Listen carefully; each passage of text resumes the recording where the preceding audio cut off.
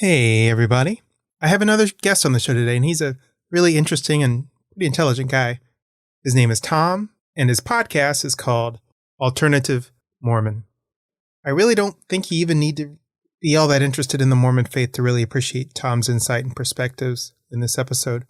Honestly, it's just really interesting stuff, at least in my opinion, which is why I had him on the show.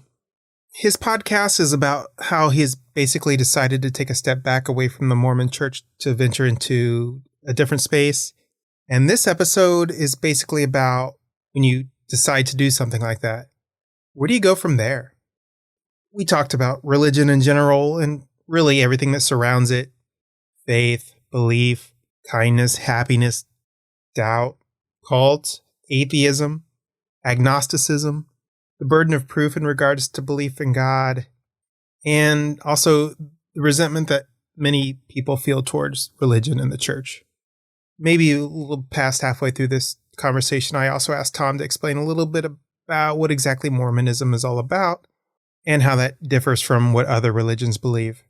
If you'd like to check out his podcast, you can find him on Twitter at Alternative Mormon, or just Google Alternative Mormon, which is easy to find, or you can just look it up on YouTube. Again, I'd like to thank Tom for being on the show, and I hope that you all enjoy this conversation as much as I did. And here we go.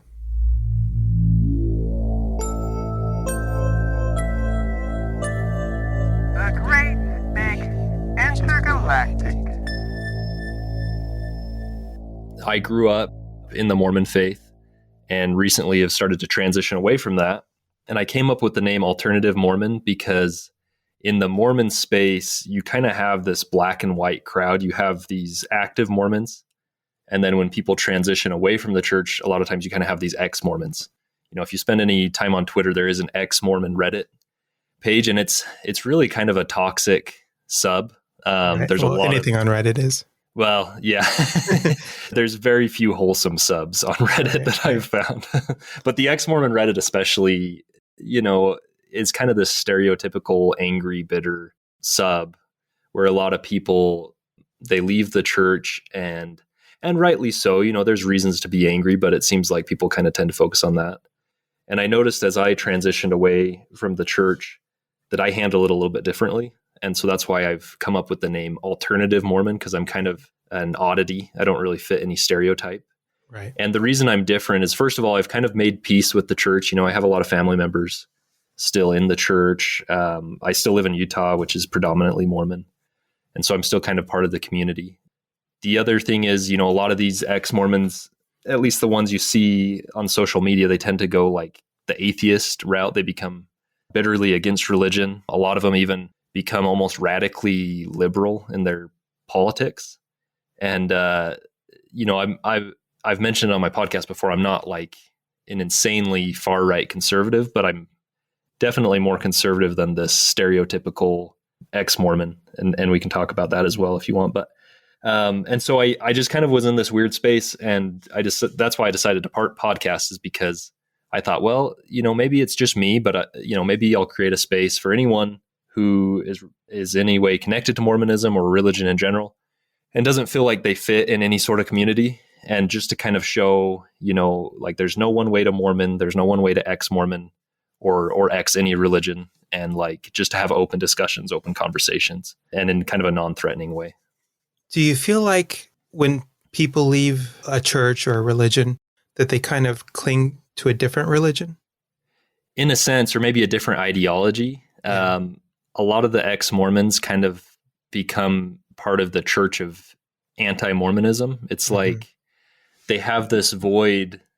And by the way, if any of the ex-Mormons listen to this, they'll probably just absolutely destroy me because they'll get mad at me for stereotyping them this way. But Mormonism is a big part of people's lives. Like, it's a very demanding religion. You give of your money, your time. And so it almost seems like there's this void. And I felt it on my own part too. There's this void in your life and you don't know how to fill it. And I've seen some fill that with kind of this, they probably spend just as much time focusing on the church as they did when they were in the church, but now it's like antagonistic towards it. And so like any time they were spending towards the church, now they're like, well, now I'm going to turn that and just focus on it and just be bitter and angry. What is their anger pointed at? That's a good question. Probably like a lot of people feel like they've been lied to. And I can understand that a little bit. Mormonism has a lot of truth claims, a lot that are kind of outlandish a little bit. And the church obviously protects its self-interest. I don't know if there's any deliberate lying, but like any, consider like a salesman that comes to sell you a product. Obviously, they're just going to tell you the good stuff, right? Right. And so when people understand the church or they lose their faith in it, all of a sudden they feel like they've been lied to. They've given thousands of dollars worth of tithing money, thousands of hours of time. And so I think they just feel mistreated. People use the word religious trauma. I think maybe the word trauma is overused in our culture today, but I think that's kind of where people come from. They feel like they've had these traumatic, harmful experiences. And so, they turn either inward or outwardly angry. Mormonism is probably more strict, maybe more intense than maybe some other religions. Would you consider that accurate? I would. And like another buzzword that people like to throw around with Mormonism is cult, right? And yeah. I tend to avoid that word because I do think it is a buzzword.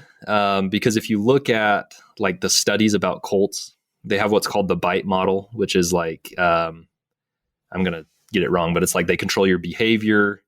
I can't remember what the I stands for, but then it's thoughts and emotional control too. And so like, if you look at that, honestly, most religions are technically a cult because they encourage you to live a certain way, but there's different levels, right? So it's either like non-denominational Protestantism is probably on the one side where it doesn't require a lot. And then there's like the people that drink the Kool-Aid and kill themselves, right? So it's like right. that word's not very descriptive, but people do use the word cult for Mormonism, and like it's fair, right? And so like there are cult-like behaviors. I prefer like a high demand religion, but I definitely think it's in the class of high demand religions, maybe like Jehovah's Witnesses, or not quite to the point of like Scientology, but still, requires a lot of its members. Where is the separation between cult and religion? That's such a hard question because like almost all religions require something of you, right? Mm-hmm. There's some very kind of liberal, and I don't mean politically, I just mean liberal, like in thoughts and stuff, right. Religions that are pretty loose, kind of non-dogmatic, but then you look at those and you're like, well, is that really a religion? Like, is it just a community at that point if there's no creeds? And so that's a good question. I kind of relate to agnosticism, if that makes sense, because those people don't know. But when you get to atheism, they kind of have their own thing. In my opinion, atheist ideologies shouldn't have a focus or a ideology themselves. If you would ask somebody who's really intelligent within atheism, they would say, no, that's not true. But there are a lot of people who cling to atheism who I think they're just searching for another religion, and atheism is that religion. Would you agree with that? I would agree. And I think the majority of people who claim to be atheists are probably more atheist agnostics. And I agree with you. I tend to lean more agnostic. I call myself a Christian agnostic. I believe in Jesus, but I don't know. It's like, I hope Jesus is real. I hope there's an afterlife and that there's eternal happiness. Who wouldn't hope that, right? So, but it's like, I don't know that. I just believe that. There's really no way to know anything, right? It seems like it. Yeah. Obviously you can have evidence that points you in a direction, but it's like, there's the flat earthers, and it's like, yeah, I'm pretty sure the earth isn't flat, but it's like, am I 100% sure? No. Have you ever experienced anything in religion or have had an experience with God that makes you think, oh yeah, this was that moment that I had that made me realize this is God or this is Jesus in my life? I think so, but they're very subjective, right? I don't think those experiences, when I used to be an active Mormon, I used to use those as like evidence, but like you really can't use those in a logical argument. Right. And I've admitted that now. So like if an atheist comes to me and says like, prove to me that there's a God, it's like, well, I can tell you my experience, but that's not proof. Right. And you could say I'm just, crazy. But I think for the most part, especially in Mormonism, like a big thing is on feelings of the spirit. The Bible talks about fruits of the spirit. And so I do feel like I've had feelings of maybe like comfort at hard times in my life, or maybe like enlightenment as I've thought of things. To me, Christianity sort of just makes sense on a logical standpoint. I mean, not totally, right? I mean, there's aspects of Christianity that are kind of wild. Like Christians believe that Jesus died and was resurrected. Like that's pretty scientifically implausible. But like on a theological standpoint, it does make sense to me.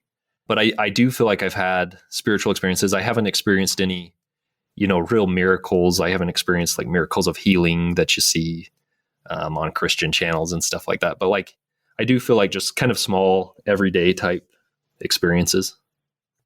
I'm old enough to remember maybe 30 years ago when Bigfoot and aliens and UFOs, they were all super popular, but everybody has a video camera now. Like if they're out there, let's see the footage, right? So we have to change how we think of God, I think. I think we do. And that's probably been the biggest part of my faith transition. And people like to call it deconstruction, but I still believe in God, but my belief in God is so much different than it used to be. In Mormonism, there's a big aspect of certainty. And by the way, I'll throw this in there in case anybody's unfamiliar with the two. So the Mormon Church is the nickname. The true name of the church is the Church of Jesus Christ of Latter-day Saints. Sometimes people call them LDS. But in an LDS church, once a month, they have something called a testimony meeting, which more or less is kind of like an open mic day that anybody in the congregation can get up and say things. And the kind of things you hear at a testimony meeting is like, I know. So like they'll say, I know the church is true. I know that God is real, like things like that. So it's like always, I know this, right? And as I transitioned away from Mormonism, that became a lot more of like, I hope, or I believe, or, I have reason to believe this. I'm so much more uncertain. And like, to me, that's a peaceful philosophy. To some people, like that's kind of maddening. Like they're like, I want to know stuff. And it's like, look, like that's just not the way life works. I don't think. Like there's just so much uncertainty. And then like also, I'm going to use the word like fundamentalist. And not fundamentalist LDS, because the fundamentalist LDS are like the polygamous groups that you see.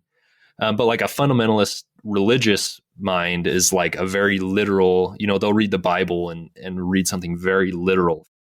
But looking at like the Bible with a less literal lens, like maybe more of a spiritual or metaphorical lens, to me is a lot easier to read the Bible. Because if you read the Bible literally, parts of it are pretty disturbing, like the Old Testament has genocide in it, like where Moses will command them to kill all the men, women, children, and animals. And it's like, do we really want to worship a God that tells people to do that? So then if you look at, maybe that's just a literal or not a literal story. Maybe that's a metaphor, or maybe that did happen, but they misunderstood what God wanted them to do. And so, looking at God in a different aspect, I think is a healthy thing. The other thing I want to bring up is, I've seen a lot of people or a lot of thoughts of like, well, maybe in 100 years, are we still going to have God in our conversations? Is religion still going to be a thing?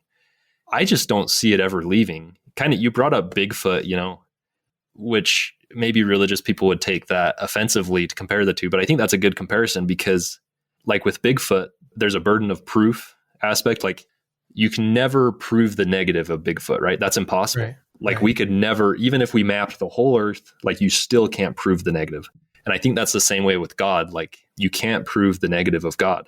I think it's impossible. And the atheist mindset is, they would agree with that. And they'd say, well, the burden of proof is on the theists to prove that God is real. But because it's so impossible to prove the negative of that, even if there isn't a God, I think religion will always be a part of our conversations. One question I asked a friend of mine who was a professor once, he was atheist. And I asked him, like, what do you think would happen if a group of children were raised on an island without any influence? And first of all, he said, that's impossible. Like nobody could ever be raised, like the children would die, which makes perfectly good sense. But I don't know if you've ever seen this video. There's this video of a baby animal being raised by like two pieces of metal. Okay. And both of them had milk. One of them had milk and one was furry and one was metal. Okay. And I think it was just like bottles, like pretend nibbles, and the baby would go to the furry one. So in theory, you could have a baby that was raised by non-humans without theology or whatever that is.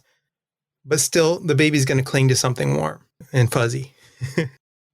But I asked this atheist friend that I knew, if a bunch of kids grew up on an island without any, in theory, if they grew up on an island with no outside theologies, I don't know what it is, like there was a book about this in like school. Lord of the Flies. Lord of the Flies, Yeah. or those two kids in the movie from the 80s. I don't know if you remember that one. You're probably not old enough.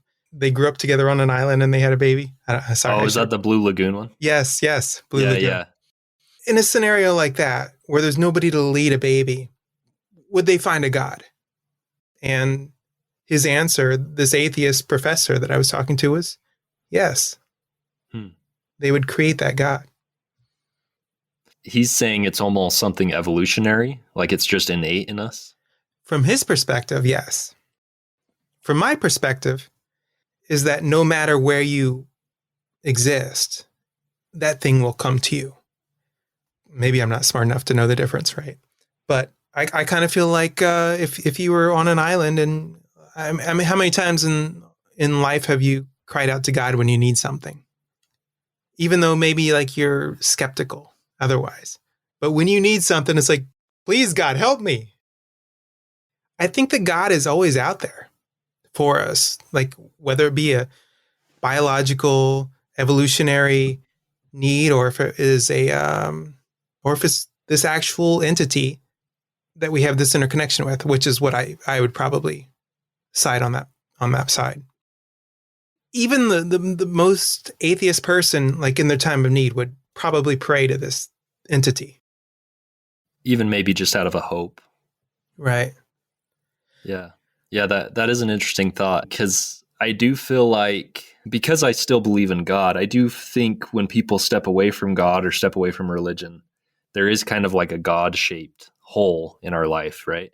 And people fill that with all sorts of things, whether that's addiction, maybe they fill it with alcohol or with drugs, or maybe they fill that with different philosophies, or like I was talking about, some of the bitter people that leave religion, they fuel that to hatred and anger and vitriol against organizations. So yeah, I do think sometimes there is that God-shaped hole, like as I was stepping away from the church, as I was talking to somebody just about some of, my personal struggles, they brought up, well, what are you doing spiritually in your life? And I was like, well, I am stepping away from this church. And they were like, no, that's okay. I don't care about the church. It was just like, what are you doing spiritually? And it's like, that was such a good question to me, because it's like, there are other options, people maybe like meditation or mindfulness, or there seems to be a spiritual component of us, a mental, physical, emotional. And then there does seem to be some sort of spiritual component that we have to feed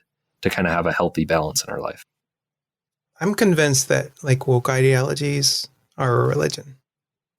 Maybe not a religion, but definitely like there seems to be rules and a culture behind it.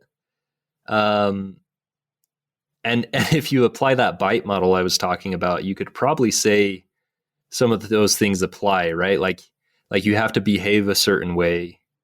You have to think a certain way. You have to act a certain way. Like I said earlier, I don't consider myself overly conservative. If we want to talk politics and cultural, I consider myself probably more libertarian than anything. And I also, value individual freedoms. I'd say I'm an individualist over a collectivist. Mm-hmm. And so I do have an issue with woke ideology. I don't have an issue with liberalism generally, but I do have an issue with woke ideology because it does seem like you have to fit this box. And it does seem to be like one of the biggest problems I have with Mormonism is it has thought stopping techniques. Like, don't read these resources or don't ask these questions. Right. And I think that I would say that's the thing I don't like about our current culture, like the cancel culture or the woke ideologies, is I do think it's a thought stopping and a conversation stopping culture. And I don't like that. So the difference is maybe a liberal would want to find truth and simultaneously want to be empathetic. Yeah. Where somebody might maybe woke, what would they be instead? Well, you actually brought up two words that I think are sort of a dichotomy, and that's truth and empathy.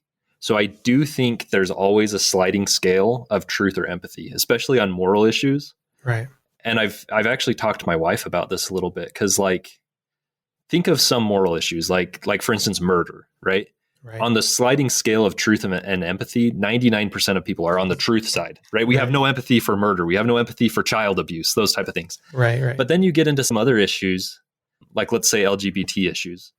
That's a lot more gray. And on those, I tend to side more on the empathy side, because if somebody's not harming someone and they're not harming themselves and it's something consensual, I would tend to lean towards the empathy side. I do think with the woke ideologies, sometimes the empathy becomes so overbalanced, we just cast truth aside. And that's not saying that I think, again, I do make a difference personally between someone who's liberal or who has liberal viewpoints, because I have viewpoints that are somewhat liberal, but someone who would be, quote unquote woke. I think there's a big difference personally. So I live in Florida, and I don't know if you know what's going on in Florida right now. Sure. But Governor DeSantis, who might be running for the next presidential election, is kind of having a argument against woke ideologies within schools, specifically within like elementaries. And Disney World too, right? Yes. I think he won that one already. Okay. But currently he's fighting against schools. And woke people are so very, very angry. A few weeks ago, maybe like a week ago, they received a message from the governor and from school boards. Like, I think it was something passed in the local legislation. You are no longer allowed to have anything pornographic, or like no books that are pornographic in the school. And people here are furious. And their perspective is that, oh, you're burning books. You're denying information to children. And I think the alternative thought on that is, why are you trying to indoctrinate children? I went to church a few weeks ago. I think it was a Christmas thing. And the preacher brought all his kids up on stage, not his kids, but like all the kids in the church. And he brought them up on stage, and he's asked all the little kids, he's like, what did you get for Christmas? And they were all so excited to talk about it. Everybody was raising their hands, and I got a Barbie doll, or I got this and I got that. It really didn't matter, but they were just so excited about it. And then he's like, okay, let's sing Jesus Loves Me, right? Jesus loves me, this I know. And one side of me was like, man, this is amazing. This is so beautiful to be in this space. And this opposite side of me was like, oh, this is indoctrination. Does that make sense? It does make sense. And I'm a parent. I don't know if you have kids. I don't. But I have two kids. And so I've thought about this a lot. In fact, my children are probably the main reason I've gone through my faith transition, because once you become a parent, you start really thinking critically about what you're telling your children. When it comes to indoctrination of children, I think it's inevitable. Right. Well, it's because they're learning sponges, right? They're sponges for learning. So I think what at the moment, woke ideologies here in Florida, they're trying to get to kids when they're young to shape their minds. And that's the same thing that churches do. I agree. And I think, I agree to a point. I have a problem with any system that is thought stopping. Right. And what I mean by that is I actually see cancel culture on the conservative side too. Now, granted, when we're talking about children, we need to keep in mind, like, there is stuff that's appropriate for children at a certain age, right? Like, I'm not going to teach my children about sex when they're 4 years old, right? In graphic detail. Which seems to be what they want to do in Florida, right? But maybe a little older, maybe 7, 8. Sure. Yeah. But then I see the opposite of cancel culture on the very conservative side too. It's like, oh, well, we can't have anything that has anything LGBT in it. Like, and not even just for young children, for teenagers, it's like, we can't talk about it. And so to me, I have an issue with any thought stopping or any censoring. Now, I don't mean censoring as like child appropriate stuff, because there should be child appropriate things. What do you think is the age? For sexual conversations? Yeah. I would definitely think, puberty and older is probably when it starts getting appropriate. And like, I'm not a parenting expert, right? But it's like, I think we need to talk about those things. I grew up in a very conservative, orthodox, religious household. I'll be honest, like if we're talking about sexual conversations, I don't even remember any with my parents. And I think it was just because my parents were kind of awkward around the topic. Right. But getting back to kind of, cancel culture or thought stopping, the way I plan on teaching my children is just how to think critically and how to evaluate sources, how to recognize bias. And I have friends who, we don't have as major of things as you're talking about, but the big one in Utah that people get upset about is critical race theory being taught in schools. Oh, that was one of the other ones actually in Florida. Okay. Yeah, I just forgot. I don't agree with all of that. But even if I disagree, if it's not going to be something sexually explicit, I have no problem with my children listening to different viewpoints. Like when I was in high school, I remember a couple of my teachers. I had a history teacher who was probably not too far away from being an all-out communist. Mm-hmm. And I actually loved that history class because it really taught me how to think critically and think, okay, what if communism is right?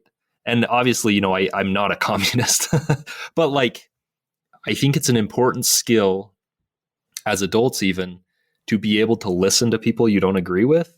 Right. And be able to find truth. And I don't think listening to a variety of things is indoctrination. I think narrowing what you listen to is indoctrination. Does that make sense? Absolutely. Absolutely.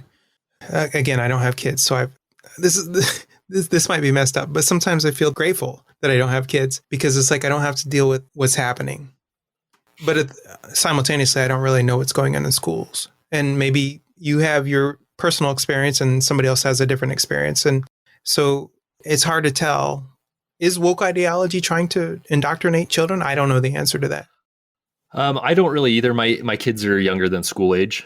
My oldest hasn't gone to kindergarten yet of my two kids. But I see it in like kids programming. But then if I look back when I was a kid, I'm sure it existed too. And it's like I said, I think indoctrination or brainwashing or whatever you want to call it, I think that's inevitable, right? Like even things that a conservative person would think are good, like patriotism or individual freedoms. I mean, that's still brainwashing, at the end of the day, even if you think that's a good thing or teaching people to be kind to one another. It's like everybody thinks that's good, but it's like, that's technically brainwashing. You know what I mean? There's really like, again, we go back to like kids just being sponges. There's really nothing that you can teach them that isn't cultural guidance. Oh, right? Yeah, for sure. I mean, you could, but then you're just a parent that's doing nothing, right? All you're doing is keeping them alive at that point. I guess my example would be like, maybe in like some ancient Sumerian or Aztec culture, like you teach your kid to kill people. This is what you do when you grow old. You murder the opposite tribe. But today you teach them about Christianity or maybe woke ideologies. Sure. But there's probably never been any culture in history that hasn't guided their children in one direction or another based on what society is. That's why my parenting philosophy, especially as my kids get older, it's kind of hard at this age, but especially as my kids get older, is I am going to teach them what I think, and I am going to teach them what I believe, politically, religiously, whatever. But at the end of the day, I say, look, I could be wrong. I'm just a human as much as everybody else. But this is how you critically think. Teach them, okay, this is how you evaluate sources. Teach them the scientific method, teach them how to, think for themselves. And I think that is more valuable than anything, because eventually there will be a day where I'm, as they grow up, or even when they're at school, that I'm not there whispering in their ear anymore. And I think the biggest lesson I could teach them is how to value things and how to figure things out for themselves. All right, let's get a little bit away from philosophy and get a little more into your experience. Okay, sure thing. Could you give us a little bit of an explanation about what Mormonism is and how it differs from like other religions in the United States or really around the world, I guess? Yeah. So this is a question. You're actually the second podcast I've gone on of someone that's non-Mormon. And I've started to realize and I don't mean this offensively at all, but as I talk to non-Mormons, I've started to realize like how hard it is to answer that question without going off for an hour, right? Because there's so much history, there's so much doctrine, like it's a big question. without patting myself on the back too much, I'm pretty good at this because I did spend 2 years as a missionary, the white shirts and ties guys on the bike. Yeah. So I spent a lot of time, sharing the message of Mormonism to an outsider. So the big differences, I would say, Mormons are Christians in the sense that they believe in Jesus. They do believe Jesus is divine. They believe he's the Son of God. And when I say Son of God, Mormons do believe in a non-Trinitarian God. So they believe there's God the Father and God the Son. Mm-hmm. And then the Holy Ghost would be the third, which is pretty close to the Trinity, but it does differ where the Trinity is kind of like they're separate, but the same personage or same entity. And so Mormonism does believe they're separate. Mormonism believes in continuing revelation. What that means is like how there were Old Testament prophets or New Testament apostles. Mm-hmm. Mormonism believes in modern day apostles and prophets, meaning they believe in revelation and they believe that God can speak to them and that they have the authority to speak for God in certain instances. And that is probably the big question of Mormonism, because you can see how that could get a little sketchy if they start speaking as God and they're just speaking as man. Does that make sense? Yes. And so that's like the big question is like, okay, are they actually speaking for God? Because they believe in modern prophets, Mormons have scripture outside of the Bible. So the big one, which everybody knows because of the musical and South Park and everything, is the Book of Mormon. Okay. Which is what Mormons are named after. The Book of Mormon is kind of like the Bible in that it's supposedly an ancient record, but it's of the ancient Americans and how they. So basically, the Sparks Note version of the Bible of the Book of Mormon is that there's this splinter group of ancient Israelites 600 years before Christ, and they traveled to the Americas. They set up a civilization. They had prophets. Jesus came at one point, so that's kind of like the crowning moment of the Book of Mormon. And then eventually, so let me back up. So when these ancient Israelites came to the Americas, one of the groups, and this is kind of the funny, sketchy part of the Book of Mormon, there are some racist undertones. So one of the group kind of separates, and the half that are wicked become dark-skinned, and the half that are righteous are light-skinned. And then eventually the wicked dark-skinned ones kill off the righteous white-skinned ones. And that's kind of the mythology that the Book of Mormon comes up with of why there's Native Americans that have darker skin than white people. Mm. And so that's the Book of Mormon, and the prophet Joseph Smith supposedly translated it. He had gold plates that nobody's seen, and then they also have other scriptures. So they have so prophets can have revelations that can be canonized as scripture. I would say those are the major differences. The reason most other Christians wouldn't consider Mormons Christians is, first of all, because they have scripture in addition to the Bible. They do believe in the Bible, but they have scripture in addition to it. So a lot of Christians say that's a no-no. They have prophets, which a lot of Christians say is a no-no. And then they claim to have the only true authority on earth. So kind of similar to how the Catholics are really authority centered and say they have authority from Peter all the way to today's Pope. Right. Mormons are similar, other than they say there was this break. The Catholics kind of screwed it up.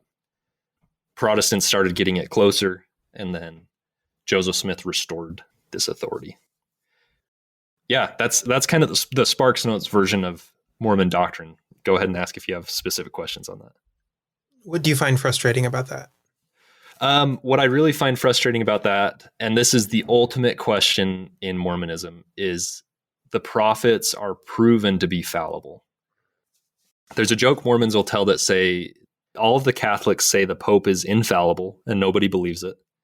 All the Mormons say the prophet is fallible and nobody believes it. So in other words, we always say that in the church, the prophets, they're just people.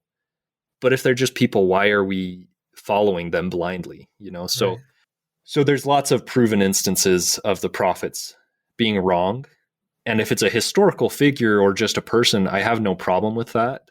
But if they claim to be speaking for God and have a proven track record of being wrong, that does, raise some red flags.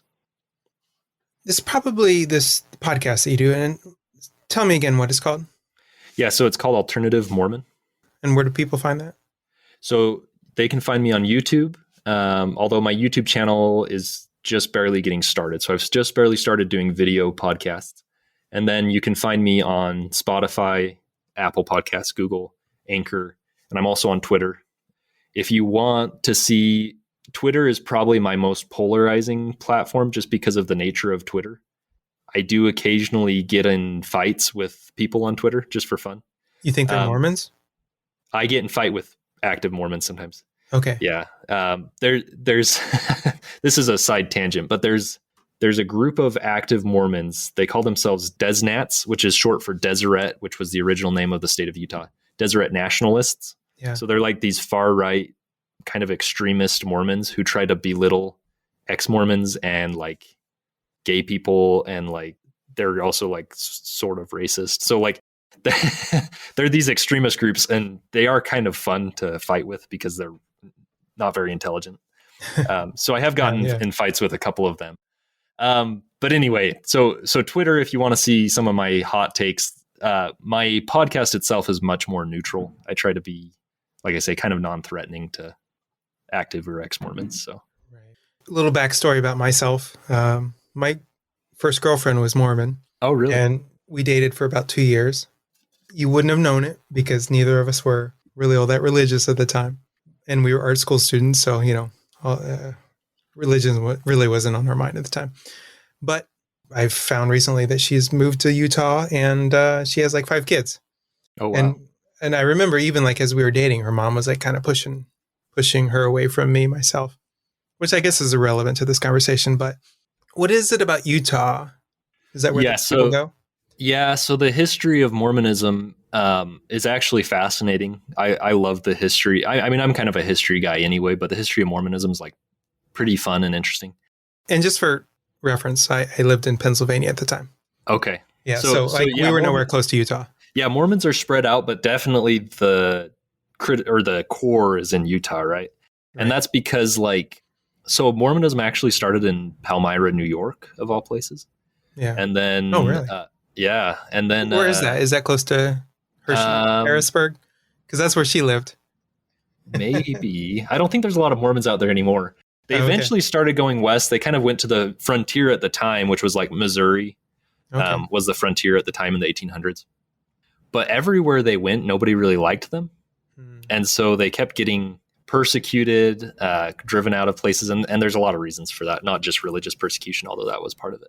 And eventually that turned out they fled the United States and went to Utah, which at the time was part of Mexico, and tried to set up their own country, essentially, which was Deseret. That didn't work out. Then they became a territory in the United States, and then eventually a state, which is when it was almost the state of Deseret, but the president at the time said, no, we don't like that. They named it Utah after the Ute Indian tribe that was here natively. But anyway, right back then, it was like everybody, if you were a Mormon, like they would send out missionaries to England and all sorts of places. Everybody was commanded to gather to Utah.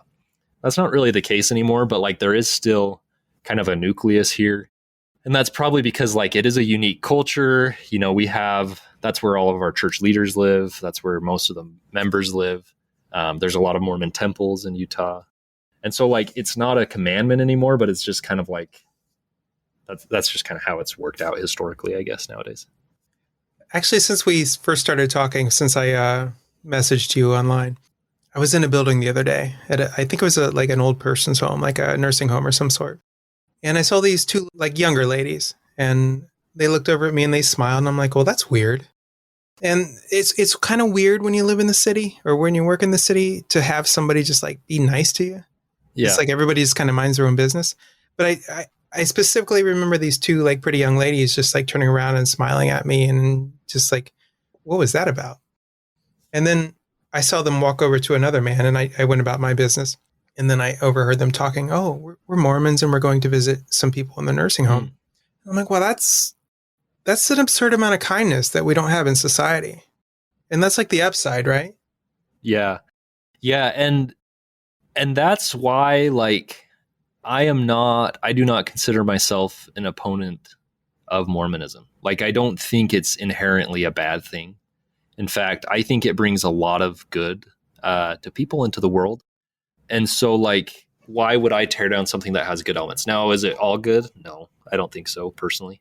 But I don't think it's inherently bad or evil. But yeah, that does draw a lot of people. Like if you ever travel to Utah and go to Temple Square in Salt Lake City, which is where their big temple is, you will see all sorts of missionaries. And I hear that all the time about Temple Square, that just like these really nice, bubbly, they're usually female missionaries on Temple Square. But like, that's definitely the impression. Like, wow, there's all these really nice people. You think it's real? Do you think it's sincere? I do. I mean, I was a missionary and like, I felt happy. I felt sincere.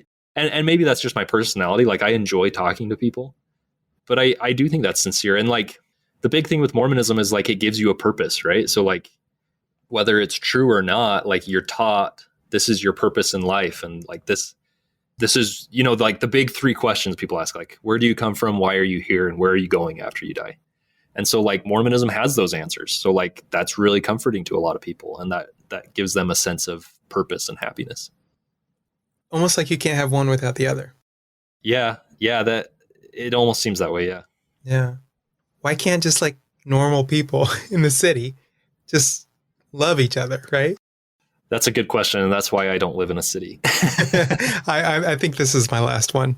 Yeah. I live in a fairly rural area, big enough for a grocery store and a couple restaurants. So, but I think ever since 2020, like cities have changed. Like it's kind of like standoffish. After the pandemic. Yeah. It was more mind your own business at one point. I think it's more stay away from me now, if that makes sense. That does make sense. And I kind of like mind your own business because I think you said something similar. Somebody once described me, and I'm not really like, I don't really have this political identity, but as a, what's Paul Rand? What's his identity? Libertarian. Libertarian, yeah. And someone described me that same way too. I just want people to mind their own business. It's like, let me have my beliefs and I'll let you have your beliefs and let's all just be happy. But what I don't understand is why everybody wants to influence everybody else's beliefs. Unless, of course, it hurts other people, then I understand why. And so we go back to the Florida argument about woke ideologies in the elementary schools. I understand that. And maybe the abortion issue, which I don't really have a hard stance on, but I understand why people have those stances. Oh, yeah, I totally know why that's such a polarized topic, because each side thinks the other side is doing something horrific. So, yeah, that is an interesting topic. But I do kind of consider myself like a live and let live libertarian. Like, if you're not doing harm to another, I don't think you should get involved. And I don't think the government should get involved. That's my personal opinion. Where's the line between the things that you still believe in from you grew up in the Mormon church and you still believe some of those things and some of those things you don't believe in still? Where's the line? Like, what did you take from it and what don't you take with you anymore? Yeah. So my first episode on Alternative Mormon, which is kind of my story, I titled that Keeping the Baby Without the Bathwater. Right. And so that's a play on the phrase, don't throw the baby out with the bathwater. And I was actually inspired by that watching, I don't even remember what it was, some YouTube video. And some Christian lady's like, you damn Mormons, you leave the church and you forget about Jesus and you throw the baby out with the bathwater. And I read that and I was like, oh, I don't want to throw the baby out with the bathwater. And, so essentially I'm kind of live and let live when it comes to my religious beliefs too. Like, I do view some of the things of my growing up years harmful and not overly harmful. Like, I don't even use the word trauma. Like I said, I don't like the word religious trauma, but just like the idea of like, I do feel like my whole life in the belief system, I was always trying to shove a square peg in a round hole. Like they're like, well, you need to believe this and ask God if this is true. But like the answer you're going to get is it is true. And it's like, well, what if I don't get that answer? It's like, well, just keep asking till you get that answer. So it was just like, shoving this square peg in this round hole. And I also think it's really harmful, let's say somebody's born and they're gay or they're lesbian or whatever. And within the Mormon church, like there's really not a place for that. Mm-hmm. And so like, that's harmful, right? Like, it's like they feel like they don't belong. And so I'm trying to cast out anything that's harmful. But that's hard because it's like, well, then what do you believe? And the honest answer is I don't know yet, which is also why I started the podcast. Because like, honestly, the podcast is just my journey. Because like, I'm not only exploring Mormonism in that podcast, I'm also exploring like other religions, other forms of spirituality. So it's like, it's kind of like this invitation, like, hey, if you want to come on this journey with me and figure out what you believe, like jump on in the bus and let's go see what we can find together.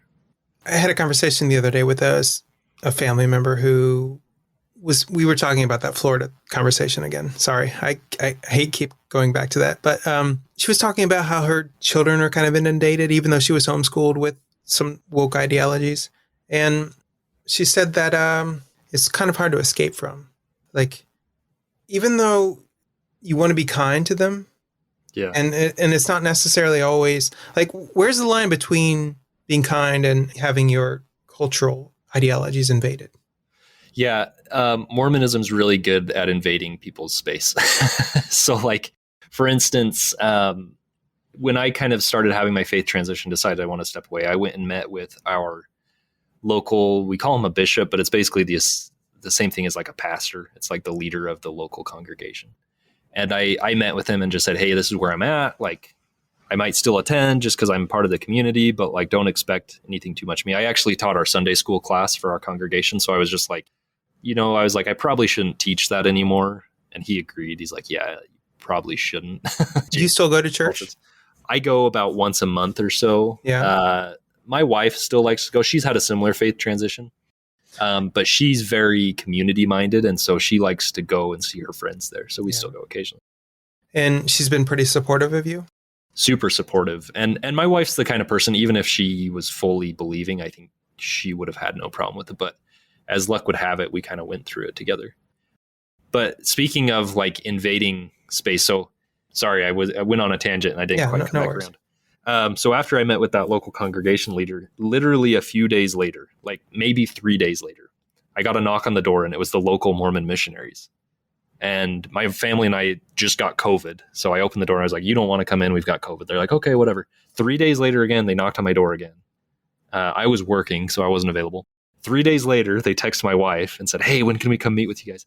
And so like, it was very obvious at that point, like someone was sending them. Right.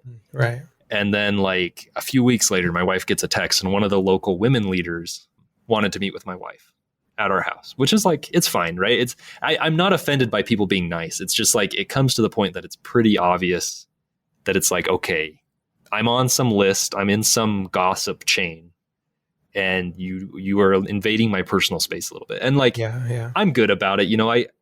I like people. I'm not going to like be antagonistic, but it does come to a point that it's like, okay, like just give me some space to figure things out and just like, let me live my life.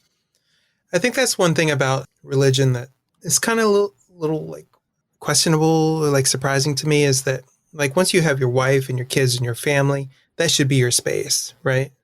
I think so. Yeah. And this is your space. Why is somebody trying to break into that? Yeah. And it feels almost like they're treating you like a child a little bit. Right. Yeah. And it's like, I'm an adult, like I say, I don't mind people checking in. Hey, do you need anything? Like if my family's like, hey, do you want us to bring you dinner? Like, that's super nice. Right. Like, I'm not going to be mad about that. But like, when it comes to like, hey, we didn't see you at church, what's going on? It's like, well, if you were someone close enough in my life, I would tell you. But if you're just some random person who wouldn't have talked to me otherwise in our congregation, like that does feel like an invasion of space a little bit. It's like the difference between being kind and pushing something. Well, like being genuine and being fake, right? Yeah. That's how it feels to me, at least. But sometimes, as we spoke about, is those women that I saw in the forum that were visiting old ladies in the nursing home, some of that is genuine, you think? Oh, I think most of the people from our local congregation are genuine. And like, I used to think that when I was an active member, like, oh, the best place for this person is to be at church. So I need to go and invite them to church. It's like, now that I've had my transition of faith, I recognize that, some people just want their space. Yeah, definitely. All right. I know we're kind of running out of time here. Anything any last thoughts? No, I appreciate talking to you. My last thought is probably, I guess I'd just share the main reason I decided to get into podcasting, and maybe it's similar with you. To me, I think the most important thing we can do as a culture, as the human race, is to have conversations. Share thoughts and be open to them. Yeah, because like, I just noticed that so much in our culture, like this cancel culture, right? It's like, If you don't think the exact same way as me, I hate you.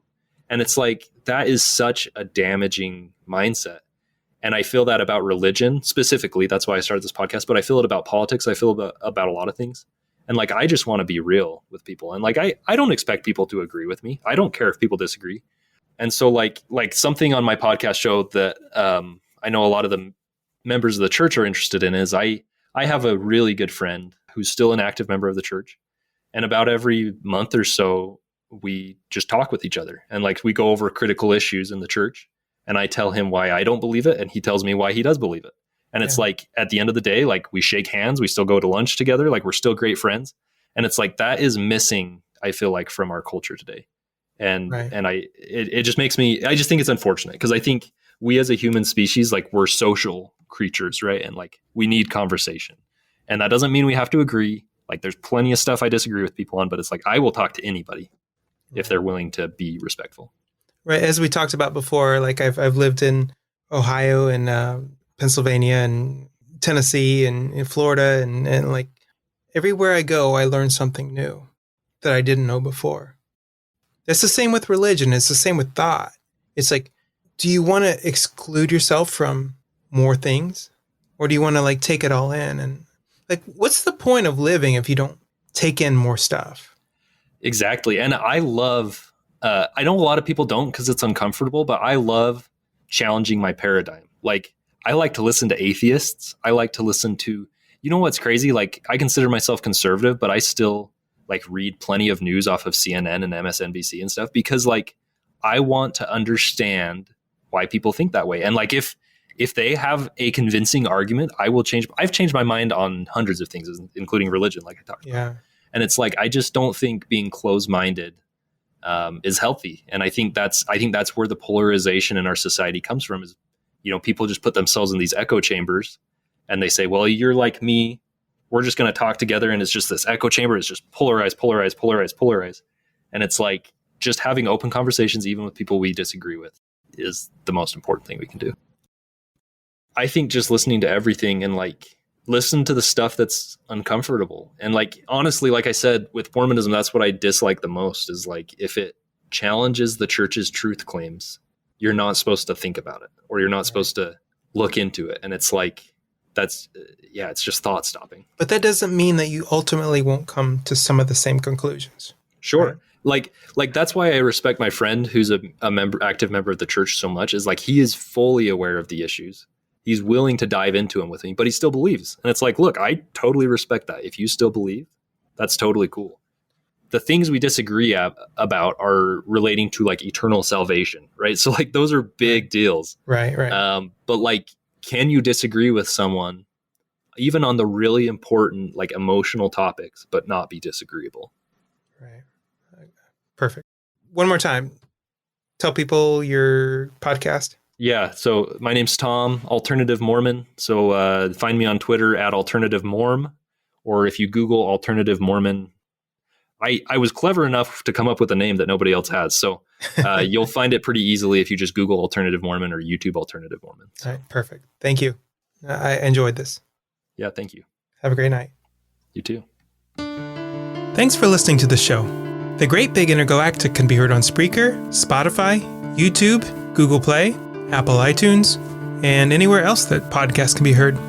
If social media is your thing, you can follow the program on Facebook or Twitter. If you enjoy the show, upvote, share, like, and subscribe. Whenever and wherever those things can be done. If you'd like to send feedback, the easiest way to do that is to email the show at tgbiuniverse@gmail.com, TGBI as in the Great Big Intergalactic. Or you can leave a voicemail at 216-200-7940. Contributions could include written feedback, audio submissions, voicemails, or potentially even live guests. It was great having you today, and see you next time.